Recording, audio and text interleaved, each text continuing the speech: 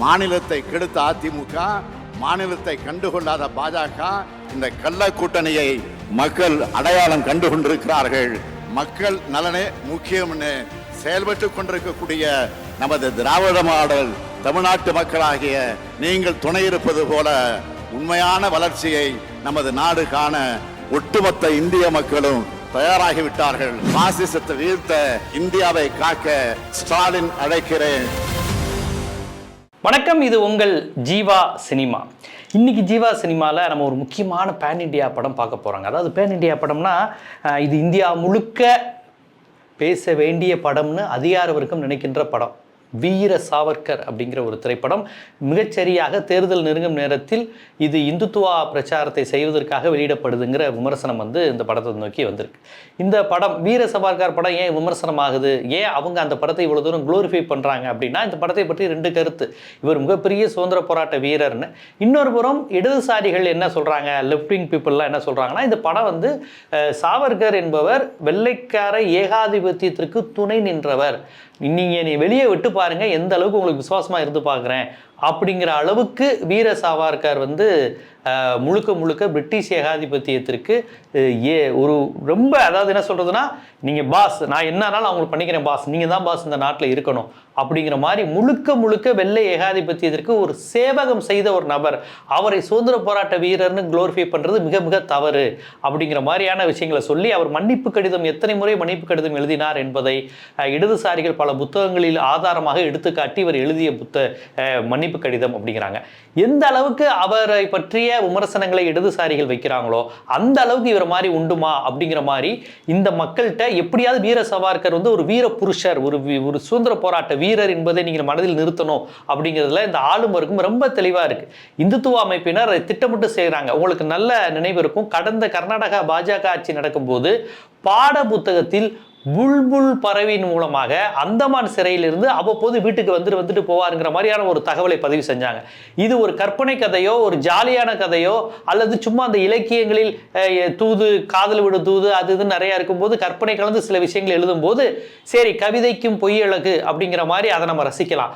ஆனால் நிஜத்தில் வாழ்ந்த ஒரு மனிதரை பற்றி ஒரு புறா மேலே உட்காந்துட்டு எந்திரன் படம் ரோபோ ரஜினிகாந்த் மாதிரி அவர் இப்படி மாறி மாறி சங்கின்னு போயிட்டு வந்து ஜெயிலுக்குள்ள இருந்துக்குவாருங்கிற மாதிரி ஒரு விஷயம் பாட புத்தகத்தில் வருங்கால தலைமுறையினரிடம் கொண்டு சேர்க்கின்ற வேளையில் அவர்கள் ஈடுபடுகிறார்கள்.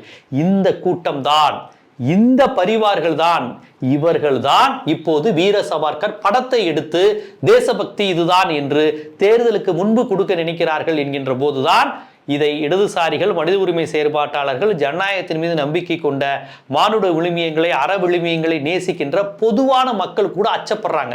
என்னடா திரைப்படம் மூலமும் இவர்களுடைய பண்பாட்டை, இவருடைய அரசியலை, இவருடைய ஆதிக்கத்தை, இவர்களுடைய உண்மைக்கு மாறான வரலாற்று திரிபுகளை இவர்கள் செய்ய ஆரம்பித்து விட்டார்களோ என்ற அச்சம் அனைவருக்கும் ஏற்பட்டிருக்கிறது. இப்போ ப்ளூ சட்டை மாறன் கூட இந்த படத்தை பற்றி போட்டிருந்தார். வீர சாவர்கர் படத்துக்காக அந்த ஹீரோ இவ்வளவு வெயிட் குறைச்சிருக்கிறாருங்கிற மாதிரி அவர் போட்டிருந்தாரு. ப்ளூ சட்டை மாறனை பற்றி உங்கள் எல்லாருக்கும் தெரியும். எல்லா சினிமா நடிகர்களையும் கிண்டல் அடிக்கிறது, நையாண்டி பண்ணுறதுல அவர் நம்பர் 1. அதை ரொம்ப சட்டரிங்க ரொம்ப நாசுக்காக செய்கிறதுலையும் அவர் பேசுகிறதா இருக்கட்டும், இல்லை ட்விட்டரில் இப்போ சமீப காலமாக சமூக வலைதளங்களில் அவர் போகிறது ஃபுல்லாக ட்ரெண்ட் ஆகிக்கிட்டு இருக்கு.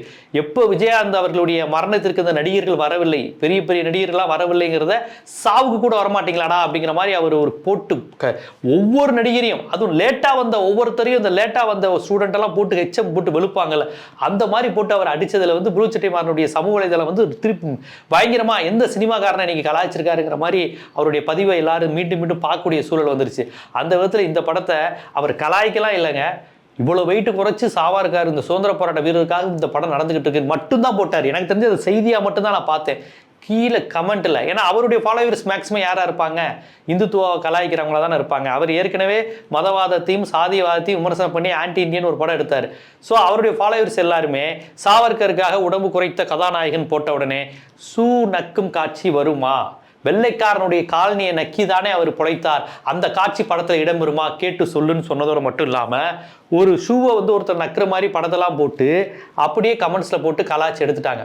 ப்ளூ சட்டை மாறன் அதை செய்தியாக போட்டிருந்தா கூட வரவங்க போகிறவங்கலாம் பிரிட்டிஷ்காரனுக்கு இவன் காலனி நக்கியவன் தானே அப்படிங்கிற மாதிரி போட்டு கலாய்க்க ஆரம்பிச்சிட்டாங்க.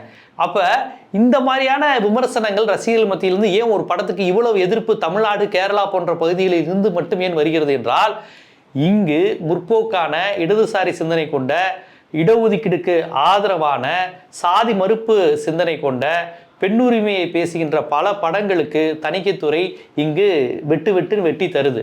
ஆனால் இது போன்ற இந்துத்துவ கருத்துக்களை பரப்புகின்ற திரைப்படங்களுக்கு அரசே விளம்பரம் செய்யுது. கேரளா ஸ்டோரிங்கிற படத்தில் இஸ்லாமிய பெண்களை இந்து பெண்களை இஸ்லாமியர்களாக மாற்றி அவர்களை எல்லாம் ISIS தீவிரவாதியாக மாற்றாங்க என்று ஒரு கதையை சொல்லி கேரளாவில் நடந்த உண்மை சம்பவம்னு சொல்கிறாங்க.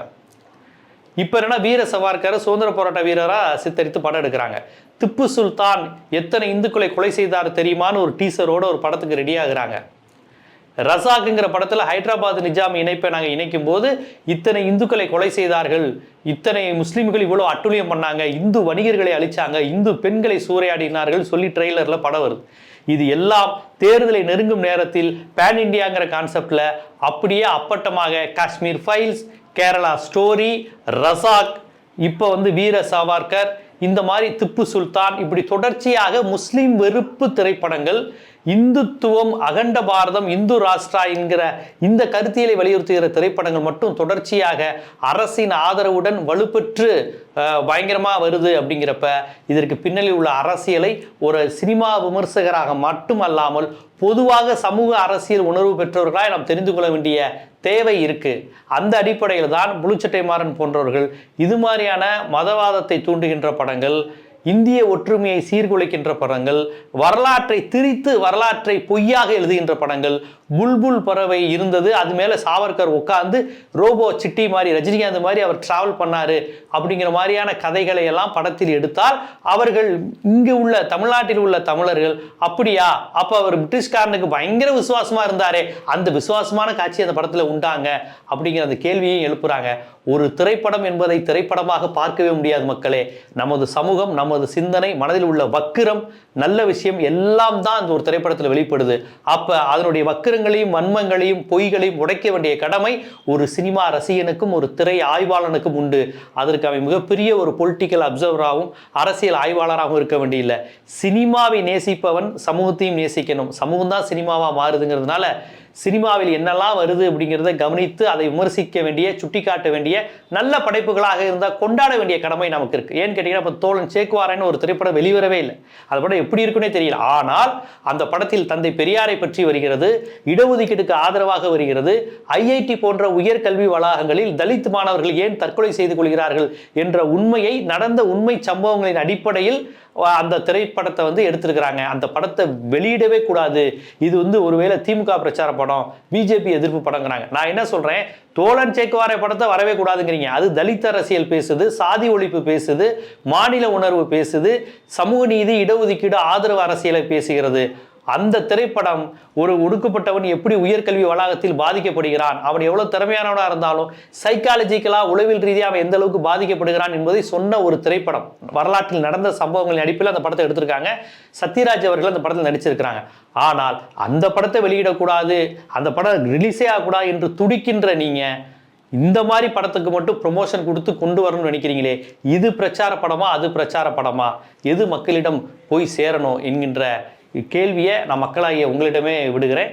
திரைப்படம் என்பது மீண்டும் மீண்டும் சொல்கிறேன், வெறும் சினிமாவாக மட்டும் பார்க்க முடியாது. படைப்பாளிகளுக்கும் பொறுப்பு உண்டு. படைப்பை விமர்சிக்க தவறினால் நம்மீதும் அந்த குற்றம் வரும், வரலாற்று பழி வருங்கிறத நான் உங்களுக்கு இந்த ஜீவா சினிமா மூலமாக எடுத்து வைக்கிறேன். இது போன்ற பல்வேறு சினிமா செய்திகள், சினிமாவுக்கு பின்னால் உள்ள அரசியல், சினிமா விமர்சனம்னு நீங்கள் இதுவரை கேட்டிராத, புரிந்து கொள்ள முடியாத பல்வேறு விஷயங்களை எளிமையாக எடுத்துரைக்கும் வண்ணம் நம்ம ஜீவா சினிமா சேனலில் தொடர்ந்து பல்வேறு செய்திகள் வர இருக்கு. தொடர்ந்து பாருங்கள், என்ஜாய் பண்ணுங்கள்.